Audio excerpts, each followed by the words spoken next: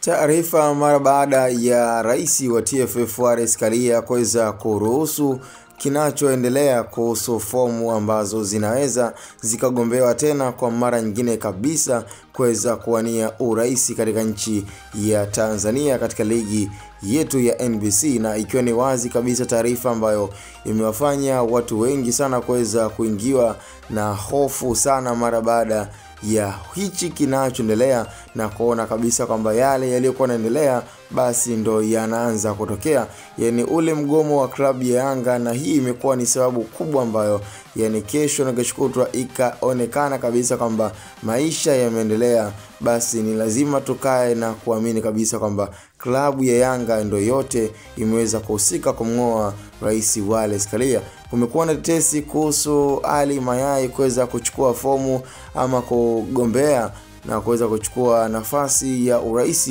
kwa ligi yetu, lakini pia na mambo mengine yakaweza kuendelea, licha kama bado hatujajua pia na wale wengine ambao wameweza kuchukua fomu ya urais, kwa sababu kwa sasa hivi tunasubiria tu, nafikiri ni tarehe 14 ya mwezi wa 8 ambapo uchaguzi utaweza kufanyika pale jijini Tanga, ambapo nafikiri yote yataweza kujulikana kwamba ni nani ameibuka kidedea na je ni nani rais wa shirikisho la mpira miguu wa Tanzania TFF kuweza kukaimu nafasi na kuweza kuchukua nafasi ya Wallace Karia, ambaye kwa sasa ameweza kukubaliana na matokeo na yote yanayoendelea. Na hii imekuwa ni mara baada ya klabu ya Yanga kusema sana na kuzungumza. Na katika nafasi pia ambayo pia ni lazima tuweze kuikumbuka ni nafasi ya wajumbe ambao pia wanaotafutwa, kwa sababu ni nafasi mbili zinazoaniwa sasa hivi. Katika nafasi hizo ambazo mpaka muda huu yani ziko wazi na ziko salama,